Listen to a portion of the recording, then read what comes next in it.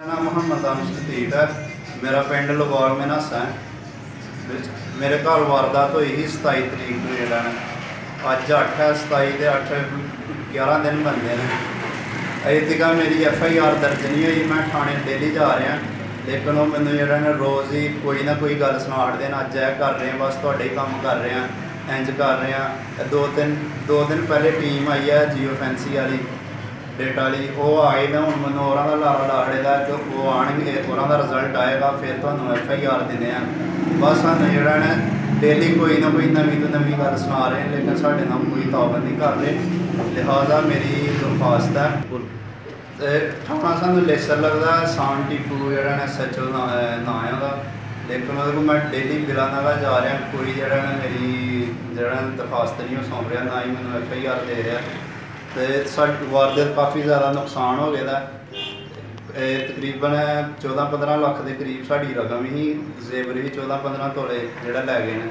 तो दर्जन तो ज़्यादा जोड़ा बंदे ही मैं खुद जोड़ा 9 बंदे अपनी अक्खां मौजूद देखे ने। मैनू उन्होंने बकायदा जोड़ा लैदा बन्ने बकाया घर वाले जियां बच्चों जोड़ा सारे पता छत तो मेरी फैमिली जोड़ा ठाल मेरे वाल साहब ने छत तो ठाल के लिया तशद्दद किया मेरे वाल साहब से जोड़ा काफ़ी ज़्यादा उन्होंने बंदे 4 बंदे उन्होंने ठाल के लिया बकाया 4 बंदे छत पर रहे हैं।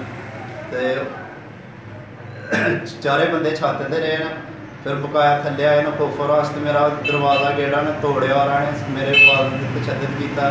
लिहाजा उस दिन तो लग के अज तक अज जोड़ा 11 दिन हो गया पूरे साढ़े घर वाले एक दिन रात नहीं डेली जोड़ा रोज़ यही आखते हैं कि सानू अज बंदे पकड़ोए जाएंगे तो सानू सकून की नींद आएगी लेकिन कोई साढ़े जोड़ा साड़ी पैरवाई नहीं कर रहा।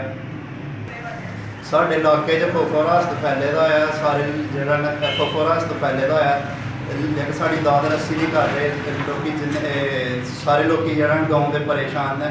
तो वारदात 13 घर हुई है तो ये कोई जोड़ा एक्शन नहीं हो रहा।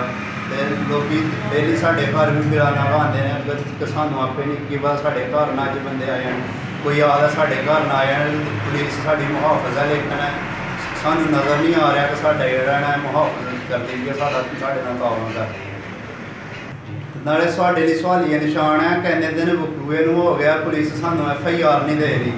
जो सानू FIR नहीं दे रही तो साढ़े बंदे किस तरह ट्रेस करेगी जोड़ा वारदात के अं की समझिए हूँ अं फिर सोच सकते हैं कि पुलिस वाले जोड़ा मुलवस होने नाल जोड़ा वारदात वाले बंद जिन्होंने 11 दिन हो गए बकूए तो ये जगह सानू FIR नहीं उन्होंने दी। डेली जोड़ा सानू लार लाड़ते हैं अज दिन अज यह हो गया अज यह हो गया। मेरी दरख्वास्त वज़ीर आज़म इमरान खान के अगे जोड़ा वज़ीर आज़म पंजाब के अगे और IG के अगे जोड़ा मेरी दरख्वास्त है कि साढ़े जोड़ा FIR के मतलब एक्शन लिया जाए और पुलिस के नाल भी पुलिस से भी एक्शन लिया जाए कि इन्ने दिन हो गया FIR बकूए लेकिन FIR क्यों नहीं कट रहे क्यों नहीं दे रहे।